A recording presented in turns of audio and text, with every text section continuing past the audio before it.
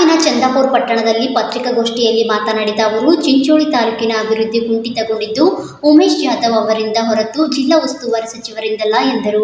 ಅಭಿವೃದ್ಧಿ ಎಂದರೆ ಏನು ಎಂದು ತಿಳಿದುಕೊಳ್ಳಲು ಚಿತ್ತಾಪುರ್ಗೆ ಭೇಟಿ ನೀಡಿ ಎಂದು ಶಾಸಕ ಅವಿನಾಶ್ ಜಾಧವ್ ಅವರು ಟಾಂಗ್ ನೀಡಿದ್ದಾರೆ. ಇಲ್ಲಿ ಅಧಿಕಾರ ಮಾಡ್ತಕ್ಕಂಥವ್ರು, ಇಲ್ಲಿ ಹಗರಣ ಬಗ್ಗೆ ಮಾತಾಡಿದವರು ಮತ್ತು ಅದಕ್ಕೆ ಕಡಿವಾಣ ಹಾಕಬೇಕಂದವರು ಪ್ರಿಯಾಂಕ್ ಖರ್ಗೆ ಅವರು. ಇಲ್ಲಿ ಜನಸ್ಪಂದನ ಸಭೆ ಮಾಡಿದರು. ಜಿಲ್ಲಾ ಉಸ್ತುವಾರಿ ಮಂತ್ರಿಯಾಗಿ ತಮ್ಮ ಕರ್ತವ್ಯದ ನಿರ್ವಹಣೆಯಲ್ಲಿ ಮೊದಲನೇ ನಮ್ಮ ಜನಸ್ಪಂದನ ಸಭೆ ಚಿಂಚೋಳಿಯಲ್ಲಿಟ್ಟರು. ಆ ಜನಸ್ಪಂದನ ಸಭೆಯಲ್ಲಿ ಶಾಸಕರು ಕೂಡ ಇದ್ದರು. ಅವತ್ತು ಹೇಳ್ಬೋದಾಗಿತ್ತು ಶಾಸಕರು, ಯಾರ ಅಧಿಕಾರಿಗಳು ಮಾತಾಡ್ತಾ ಇಲ್ಲ, ಕೇಳ್ತಾ ಇಲ್ಲ, ಇಲ್ಲಿನ ಅವ್ಯವಸ್ಥೆ ಇದೆ, ಅವತ್ತೆಲ್ಲ ಹೇಳಬೇಕಾಗಿತ್ತಲ್ಲ. ಇಡೀ ಜಿಲ್ಲೆಯ ಸಮಸ್ತ ಸಮಸ್ಯೆಗಳ ಬಗ್ಗೆ ಚರ್ಚೆ ಆದಾಗ ನೀವು ಜೊತೆಗೆ ಇದ್ರಲ್ಲ. ಅದಕ್ಕೆ ದಯಮಾಡಿ ನಾನು ಶಾಸಕರಿಗೆ ಹೇಳ್ತೀನಿ, ಇನ್ನೂ ಅನುಭವ ಬೇಕು, ಅನುಭವ ತಗೊಳ್ರಿ. ಜೊತೆಗೆ ನಿಮ್ಮ ಕರ್ತವ್ಯದ ನಿರ್ವಹಣೆ ಸಂಪೂರ್ಣವಾಗಿ ಮಾಡಿರಿ. ಆ ನಂತರ ಮತ್ತೊಬ್ಬರ ಮೇಲೆ ಆರೋಪ ಮಾಡಿರಿ. ನಿಮ್ಮ ಇಲ್ಲಿಯ ಅಭಿವೃದ್ಧಿ ಕುಂಠಿತಕ್ಕೆ ನೀವೇ ಕಾರಣರು, ಇಲ್ಲಿ ಹಗರಣಗಳಿಗೂ ಕೂಡ ನೀವೇ ಕಾರಣರು. ಒಂದೊಂದು ರೋಡಿಗೆ 27 ಸಲ ಟೆಂಡರ್ ಮಾಡಿದ್ದು ಪ್ರಿಯಾಂಕ್ ಖರ್ಗೆ ಅವರಲ್ಲ. ತಾಂಡಾ ಅಭಿವೃದ್ಧಿ ನಿಗಮದ ರಸ್ತೆಗಳ ಹಗರಣ ಮಾಡಿದ್ದು ಪ್ರಿಯಾಂಕ್ ಖರ್ಗೆ ಅವರಲ್ಲ. ಇಲ್ಲಿ ಎಲ್ಲ ಹಗರಣಗಳಿಗೂ ನೀವೇ ಕಾರಣ ಮತ್ತು ಇಲ್ಲಿಯ ಅಭಿವೃದ್ಧಿ ಕುಂಠಿತಕ್ಕೂ ಕೂಡ ನೀವೇ ಕಾರಣ. ಪ್ರಿಯಾಂಕ್ ಖರ್ಗೆ ಅವರು ಅಭಿವೃದ್ಧಿ ರಾಜಕಾರಣ ಮಾಡ್ತಾ ಇದ್ದಾರೆ. ನಮ್ಮ ಜಿಲ್ಲೆಯಲ್ಲಿ ತಾವಿವತ್ತು ನೋಡ್ಬೋದು, ಒಂದು ಕೂಡ ಕ್ಲಬ್ ನಡೀತಾ ಇಲ್ಲ ನಮ್ಮ ಜಿಲ್ಲೆಯಲ್ಲಿ. ಎಲ್ಲಾದರೂ ಕ್ಲಬ್ ನಡೀತಾ ಇದೆಯಾ? ಜೂಜು ನಡೀತಾ ಇದೆಯಾ? ಇವರಿದ್ದಾಗ ಏನೇನಾಗಿತ್ತು ಅಂತ ನಾವು ಬಿಚ್ಚಿಡಬೇಕಾಗಿಲ್ಲ. ನಮ್ಮ ಬಾರ್ಡರ್ಗಳೆಲ್ಲ ಎಲ್ಲ ಕೆಲಸಗಳಿಂದ ಎಲ್ಲ ತುಳುಕ್ತಿದ್ವು ನಮ್ಮ ಬಾರ್ಡರ್ಗಳು. ಇವತ್ತು ಆ ರೀತಿ ಇಲ್ಲ. ಒಬ್ಬ ಜಿಲ್ಲಾ ಉಸ್ತುವಾರಿ ಮಂತ್ರಿಯಾಗಿ ಕಾನೂನು ಸುವ್ಯವಸ್ಥೆ ಇಡೀ ಜಿಲ್ಲೆಯಲ್ಲಿ ಸದೃಢವಾಗಿದೆ. ಅಭಿವೃದ್ಧಿ ಕೆಲಸ ನಡೀತಾ ಇದೆ. ಯಾವುದೇ ತಾರತಮ್ಯ ಅನ್ನೋದು ನಮ್ಮ ಜಿಲ್ಲೆಯಲ್ಲಿ ಇಲ್ಲ.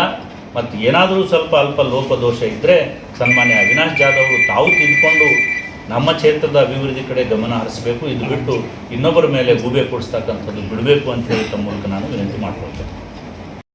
ಸುದ್ದಿಗೋಷ್ಠಿಯಲ್ಲಿ ಲಕ್ಷ್ಮಣ ಓಟೆ, ಅಬ್ದುಲ್ ಬಸೀದ್, ಸುರೇಶ್, ಅನಂತ್, ಕಾಂಗ್ರೆಸ್ ಮುಖಂಡರು ಭಾಗಿಯಾಗಿದ್ದರು.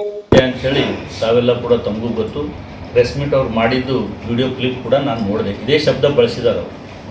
ಚಿಂಚೋಳಿ ಅಭಿವೃದ್ಧಿ ಕುಂಠಿತ ಆಗಬೇಕಾದ್ರೆ, ಹಿನ್ನಡೆ ಆಗಬೇಕಾದ್ರೆ ಅದಕ್ಕೆ ಪ್ರಿಯಾಂಕ್ ಖರ್ಗೆ ಅವರೇ ಕಾರಣ ಅಂತ ಅವರು ದೂರಿದ್ದಾರೆ.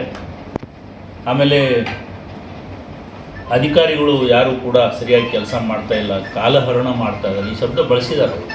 ಅವರೆಲ್ಲ ಕಾಲಹರಣ ಮಾಡ್ತಾ ಇದ್ದಾರೆ, ಸರಿಯಾಗಿ ಡ್ಯೂಟಿ ಮಾಡ್ತಾ ಇಲ್ಲ ಅಂತ ಅದು ಒಂದು ಆರೋಪ ಮಾಡಿದ್ದಾರೆ. ಮೂರನೇದಾಗಿ ಜಿಲ್ಲಾ ಉಸ್ತುವಾರಿ ಮಂತ್ರಿಗಳು ಮತ್ತು ಕಾಂಗ್ರೆಸ್ ಸರ್ಕಾರ ತಾರತಮ್ಯ ನೀತಿ ಅನುಸರಿಸ್ತಾ ಇದೆ. ಅನುದಾನ ನೀಡುವಲ್ಲಿ ತಾರತಮ್ಯ ನೀತಿ ಅನುಸರಿಸ್ತಾ ಇದ್ದಾರೆ ಅಂತ ಹೇಳಿದ್ದಾರೆ. ಆಮೇಲೆ ವರ್ಗಾವಣೆ ಬಗ್ಗೆ ಕೂಡ ಅವರು ಮಾತಾಡಿದ್ದಾರೆ. ನಾನು ತಮ್ಮಲ್ಲಿ ವಿನಯಪೂರ್ವಕವಾಗಿ ಕೇಳ್ಕೊಳ್ಳೋದೇನಂತಂದರೆ, ಯಾವುದೇ ವ್ಯವಸ್ಥೆ ಕಾನೂನುಬದ್ಧವಾಗಿ ನಡೀತದೆ. ಕಾನೂನು ಬಿಟ್ಟು ಯಾವುದೇ ವ್ಯವಸ್ಥೆ ನಡೀಲಿಕ್ಕೆ ಸಾಧ್ಯ ಇಲ್ಲ. ಈ ಕ್ಷೇತ್ರದ ಶಾಸಕರು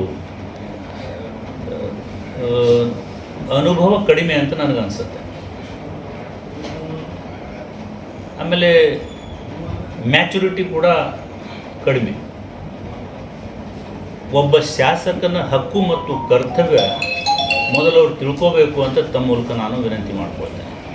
ಒಂದು ಕ್ಷೇತ್ರದ ಶಾಸಕರ ಹಕ್ಕು ಮತ್ತು ಕರ್ತವ್ಯಗಳು ಈ ತಿಳ್ಕೊಳ್ಳಾರ್ದಕ್ಕೆ ಎಲ್ಲ ಗೊಂದಲ ಸೃಷ್ಟಿಯಾಗ್ತದೆ.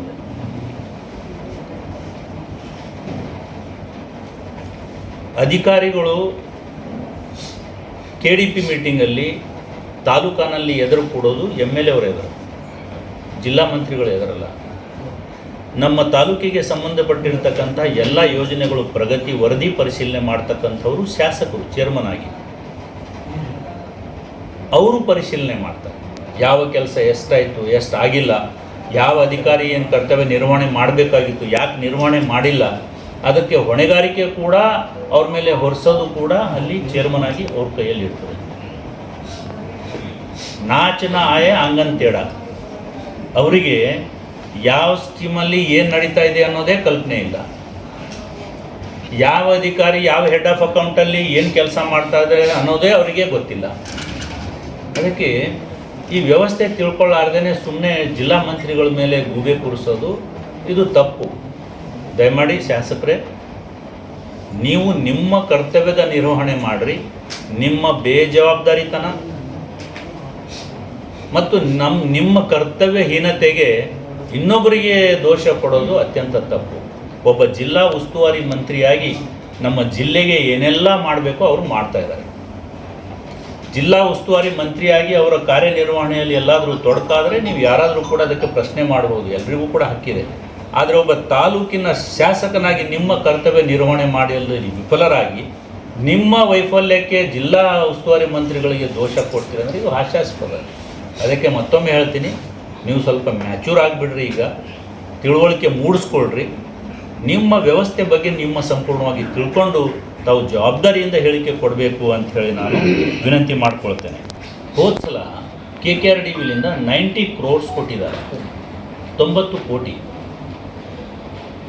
ಬೇರೆ ಬೇರೆ ಕಡೆ ಈಗ ಅಲ್ಲಂಪ್ರಭು ಪಾಟೀಲ್ ಇದ್ದಾರೆ, ಅವರಿಗೆ 12 ಕೋಟಿ ಬರುತ್ತೆ ದಕ್ಷಿಣಕ್ಕೆ. ಬೇರೆ ತಾಲೂಕಿಗೆ ಕಡಿಮೆ ಬರುತ್ತೆ. ನಮ್ಗಿಂತ ಕಡಿಮೆ ಅಮೌಂಟ್ ಚಿತ್ತಾಪುರ ಹೋಗುತ್ತೆ, ನಮ್ಗಿಂತ ಕಡಿಮೆ.